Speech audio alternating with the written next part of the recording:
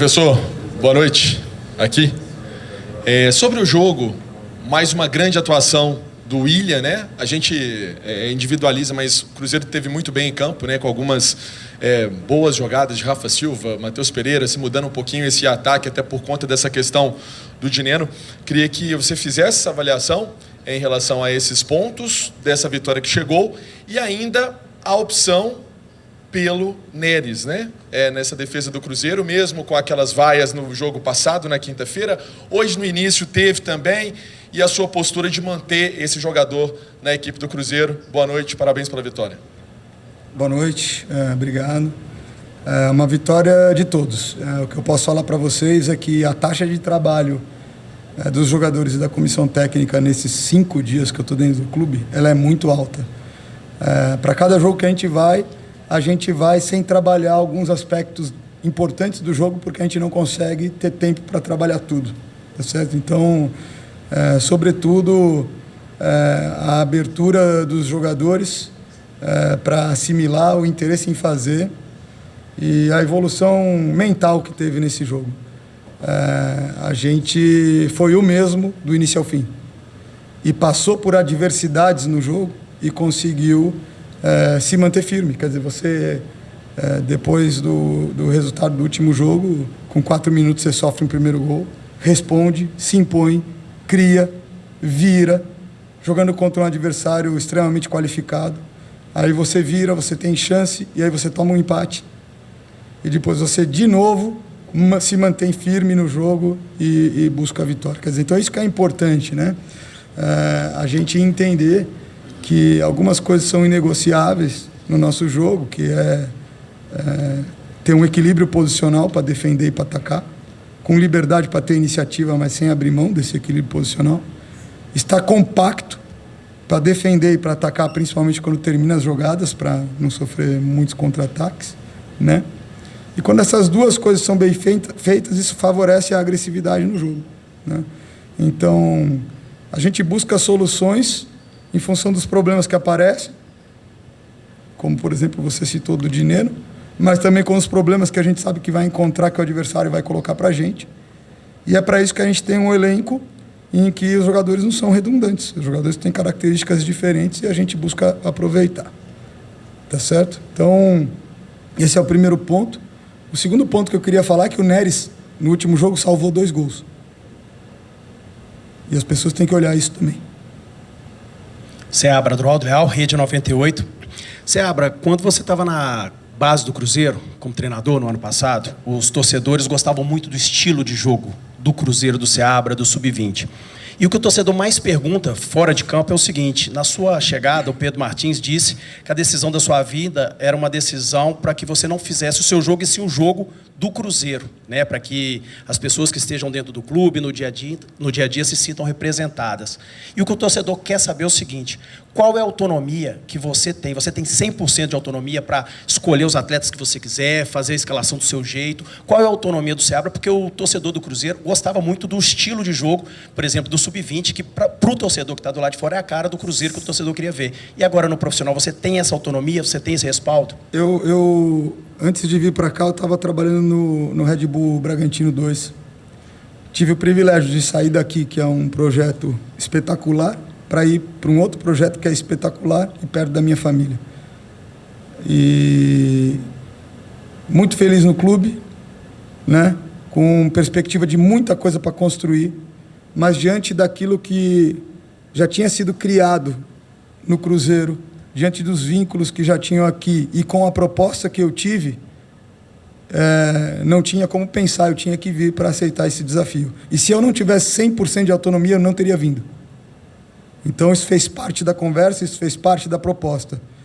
Agora, isso quer dizer que eu vou fazer tudo sozinho? Não, porque nem o que foi feito no Sub-20 foi feito sozinho.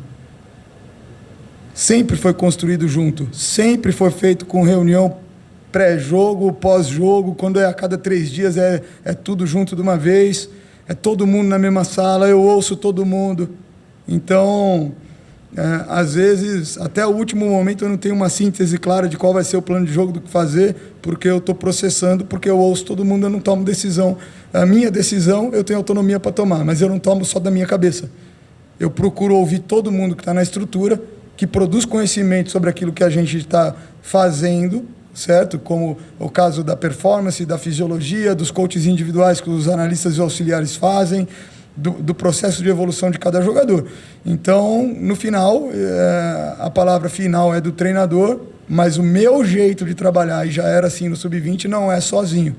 Porque sozinho a gente está criando gargalo, a gente está limitando a qualidade do processo quando a gente tem que ser um catalisador do processo. Então, o clube investe em muitos profissionais de muitas disciplinas. Eu não posso empobrecer essa complexidade. Eu tenho que abraçar ela e, sim, tomar minha decisão. Ô, Seabra, Rafael Nobre, Jornal O Tempo, FM O Tempo. Você falou de soluções dentro do elenco, e aí, se a gente for puxar pela memória, a gente já viu um Cruzeiro, até certo ponto, pragmático, jogando muito pela esquerda, com o Arthur. Hoje, para falar dessas soluções, você acabou encontrando uma que é o Ramiro, né? E aí ele ajuda muito o William, que faz uma partida praticamente perfeita, né? Ajudando o Cruzeiro praticamente nos 3 gols que fez hoje no Mineirão. De que maneira que o papel do Ramiro ajudou no William dentro dessa partida e nessa vitória construída pelo Cruzeiro aqui? O Ramiro é um jogador de uma cultura tática excelente, né? E ele deu uma certa versatilidade posicional, ora por fora, ora por dentro. E eles têm um bom entendimento e o William sabe ler e interagir. Então teve momentos que quem estava próximo deles no meio espaço era o Rafa Silva, teve momentos que o Rafa Silva centralizava e quem estava naquele lugar era o Matheus Pereira. Então naquele setor ali eles conseguiram interagir, né, partindo de uma ideia ou duas de estrutura, e com a qualidade deles eles conseguiram se associar e improvisar, né? Então é uma coisa que a gente vai sempre conseguir querer fazer, que é um jogo associativo que seja de progressão, que seja vertical e que a gente alterne em alguns momentos. Então a gente também conseguiu algumas saídas com diagonal longa, com cavadas no meio, né? E isso daí, cada jogador trazendo a sua qualidade para enriquecer o jogo, né? A gente não tem tempo para treinar tudo. Ontem, por exemplo, a gente fez o pré-jogo andando no campo, porque a gente precisava estar inteiro, porque a gente sabia que ia encontrar uma equipe, né, muito qualificada e com muita força e qualidade física também, né? Então, ele aportou isso ao jogo, mas tem outras coisas que a gente está vendo e analisando e vai buscando variar nesse sentido, e a gente vai empoderando o elenco dessa forma, porque a gente não precisa ter um protagonista, a gente precisa que todos sejam protagonistas. Boa noite, Fernando. Rafael, Rádio Transamérica. Fernando, queria que você explicasse para a gente a situação do goleiro Rafael Cabral. Você ficou surpreendido com a atitude dele? O que tem que aconteceu realmente? Ele não compareceu, estava na lista de relacionados para o jogo, não compareceu na concentração. Como o clube agora, a diretoria trata a situação do jogador? Ele tem uma negociação ou o Cruzeiro pretende rescindir? O que está acontecendo com o Rafael Cabral? Bom, primeiro de tudo, o Rafael Cabral é um excelente jogador, uma pessoa de caráter que trabalha muito, né? E a gente tem todo o respeito por ele e torce para que o melhor caminho para ele aconteça. Como você falou, é uma questão da diretoria, é uma negociação que está em curso, tá certo? E a diretoria vai trabalhar com o Rafael da melhor forma possível nesse sentido. Como é algo que influencia a tomada de decisão do jogador sobre a vida profissional dele, a gente precisa, nesse momento como treinador, dar o espaço, respeitar e deixar a diretoria interagir com ele para escolher o melhor caminho. Então eu vi com naturalidade, dei toda a confiança no Anderson, porque a gente acompanha o trabalho dele e sabe da qualidade profissional dele no dia a dia e sabia que ele tinha condições de encarar o desafio. Na verdade, isso foi algo que surgiu e eu, na minha posição, eu tenho que ir para soluções. Eu não posso ficar parado pensando nisso, eu tenho que me mexer. Mas ele te avisou antes ou não apareceu? Não, eu soube durante a tarde. Ele treinou de manhã e durante a tarde eu soube. Surgiu uma proposta e, diante disso, o jogador está elaborando, ele está pensando, ele está refletindo. É melhor que ele não venha para o jogo, porque para vir para o jogo precisa estar com a cabeça 100% no jogo. Então, ele está interagindo com a direção e vamos esperar aí o desfecho da situação. Seabra, boa noite. Boa noite. Hoje o Rafa Silva foi o escolhido por você e fazendo até uma função um pouco diferente, né? Mais aberto pela direita. O que você enxerga nesse jogador e o que você destaca dessa atuação dele, importante e sendo coroado com um gol ali também, um momento importante? O Rafa Silva é um centroavante, mas que tem características versáteis, né? Então, no início ali da construção, a gente usou ele mais aberto, mas à medida que o William ou o Ramiro pudessem avançar, ele tinha liberdade para ir para dentro. Então, teve momentos que ele foi, teve momentos que foi mais difícil, por causa da rapidez do jogo, às vezes não deu tempo, né? Já tinha uma perda de bola, uma transição para fazer.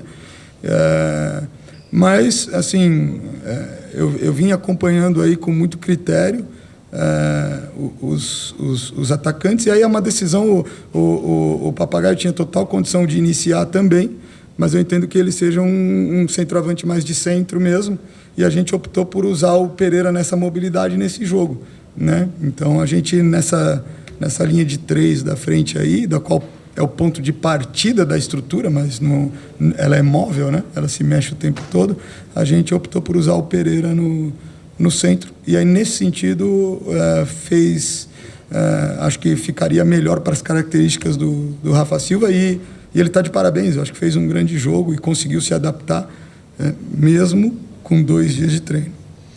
Então é isso que eu estou falando, isso vem dos jogadores, quer dizer, se ele não tem qualidade tática, técnica, ele não consegue em 2 dias fazer o jogo que ele fez hoje. A gente propõe e imagina alguma coisa. É o jogador que faz acontecer. E eles fizeram acontecer, eles estão de parabéns. Seabra, boa noite, parabéns pela vitória. Queria saber de você, daqui para frente agora, como é que você enxerga a utilização um pouco mais da categoria de base no elenco profissional do Cruzeiro, né? Porque você já pega aí agora com o Campeonato Brasileiro em andamento, temos também a Copa Sul-Americana, e o Cruzeiro tem muitos jogadores importantes na categoria de base. Como é que você pensa aí para utilizar esses garotos que nos últimos jogos, muitos deles ficaram de fora da lista dos relacionados? Parabéns pela vitória. Pois é, esse é um assunto importante para o clube. E os jogadores da categoria de base, eles precisam lutar por espaço. E tendo competência para fazer, vão fazer. Ora pode ser titular, ora pode entrar no jogo, ora pode ser relacionado. Então, eles estão dentro desse processo de grupo, em busca por espaço. Eles precisam ser colaborativos, eles precisam ser competitivos, porque competindo eles também ajudam o nível como um todo a evoluir. Isso faz parte da responsabilidade de qualquer jogador dentro do elenco. E à medida que eles estiverem demonstrando em jogo ou em momentos em treino ou em momentos mais curtos de jogo, eles vão ganhando minutagem, assim como qualquer jogador do elenco. Eles precisam entender, assim como qualquer jogador do elenco, que para ganhar espaço todos precisam conquistar espaço produzindo pelo que produz no treino, para aqueles que estão tendo a oportunidade só de treinar, e aqueles que estão no jogo pelo que eles produzem no jogo. Então eu volto a falar, por exemplo, apesar de uma dificuldade ou outra, uma falha menor ou outra, mas o Nery salvou 2 gols no jogo passado, ou seja, ele produziu. Né? Então, assim, todos que estiverem com um nível de produtividade interessante vão jogar. É simples assim. Boa noite, Seabra, aqui, Vitória Leite, da ESPN. Você falou na sua primeira pergunta, e aí eu queria que você elaborasse um pouquinho melhor quanto a isso. Você falou da evolução do time, creio que do último jogo para cá, né, de quinta-feira. Como é que foram esses dias, mais essa parte de troca de conversa mesmo? O Campeonato Brasileiro é um campeonato que você está invicto, né? No ano passado pegou na reta final, esse ano você estreia mais uma vez com vitória. Queria que você falasse como é que foi essa troca com eles para começar o Campeonato Brasileiro com outra cabeça já. Na verdade, assim, qualquer grupo, para se fortalecer e para ganhar confiança, precisa de vitória. Mas não adianta a obsessão pela vitória sem apresentar de forma consistente certos comportamentos que vão nos aproximar da vitória. Então a conversa foi nesse sentido. Então a gente iniciou o jogo contra a Alianza atacando de forma posicional, orientado para os espaços e buscando gol de forma simples e objetiva. E ao longo do jogo a gente perdeu a organização posicional, continuou atacando, mas sem essa organização a gente começou a sofrer com contra-ataques, perdeu a compactação para atacar também. Defensivamente, dentro daquilo que foi possível trabalhar, a equipe foi muito bem, pressionou muito bem, do bloco médio-baixo até o bloco alto, e teve dificuldades no bloco baixo. E sendo justo com eles, a gente não trabalhou, só passou o desenho, mas não pôs em prática, né? Então, eu preciso ter muita coerência em relação àquilo que é falado, àquilo que foi possível colocar em prática, né? E a conversa com eles, ela foi muito honesta nesse sentido. Isso nós fizemos bem, isso nós não fizemos bem, né? Em alguns aspectos a gente teve consistência do início ao final do jogo, e em outros não. E o nosso desafio para qualquer jogo é a gente ser o mesmo, do início até o final, independente da circunstância de placar. A gente tem muito claro quais são as missões que cada um tem que fazer em cada fase do jogo. E hoje eles estão de parabéns porque eles conseguiram, como eu já falei, independente de situações de adversidade, das dificuldades que o adversário que é qualificado trouxe para a gente teve muito mais consistência no equilíbrio posicional, na compactação e na agressividade, nos momentos ofensivos, defensivos e transições.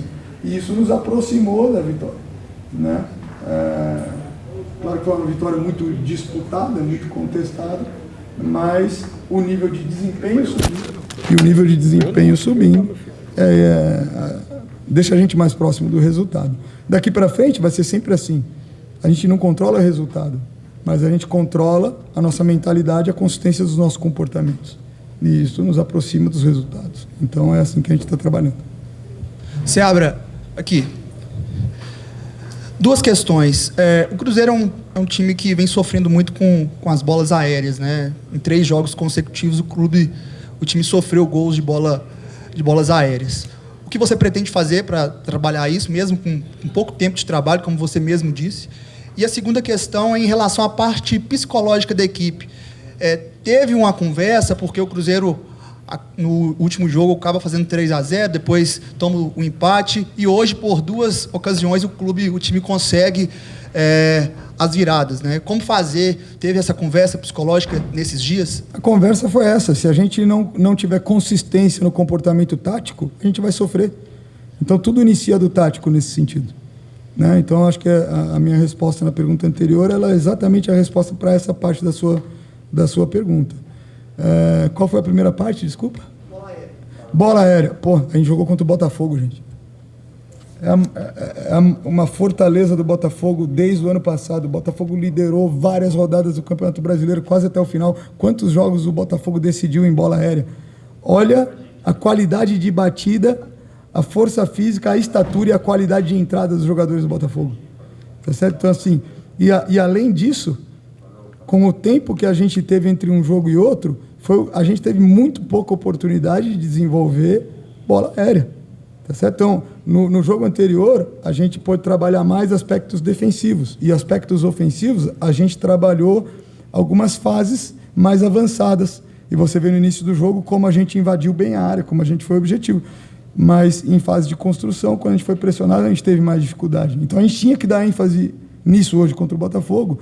E a gente deu. Quer dizer, com esse tempo, toda a qualidade do jogo ela vem do trabalho. Quando você não tem tempo para trabalhar, a qualidade do jogo cai, não tem milagre. E é isso que a gente precisa entender no Brasil. Então a gente vai botando uma peça aqui do quebra-cabeça, aí outro dia a outra peça mais importante põe. Depois põe essa. Aí essa peça aqui já está esquecida. Aí tem uma falha aqui, a gente vai. A gente é equilibrista. A gente entrega todo jogo um produto muito abaixo daquilo que a gente podia entregar se a gente tivesse condições normais de trabalho, que é jogo, recupera do jogo, treino aquisitivo, e jogo de novo. Então a gente nem terminou de recuperar do outro jogo e já tem jogo de novo. Então é isso que eu te falei. Um prato está caindo, levanta esse prato. Outro prato está caindo, levanta esse prato. É assim que funciona. A última. Seabra, boa noite. Parabéns por mais uma vitória, né?